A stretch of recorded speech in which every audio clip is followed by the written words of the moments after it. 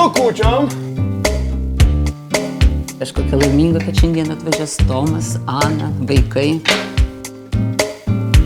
Visi pagaliau metasi vieną kartą susėsime už bendro stalo. Sako, per kalėdas būna paduodama daugiausia pareiškimo skyryboms. Jei imi mane žmonos akivaizdoje, tai čia nėra neištikimybė, ar ne? O ką, jeigu aš pasakyčiau jai, kad pastojau nuo tavęs ir ką paskui padariau? Aš nesakau, tu esi geras vyras, puikus tėvas, bet žinai, tas dvigubas gyvenimas. Gėjų paradas metų įvykis. Jo, patvalimas, metų įvykis, a ne? Ko čia, blėt, spokstot? Marš į virtuvę!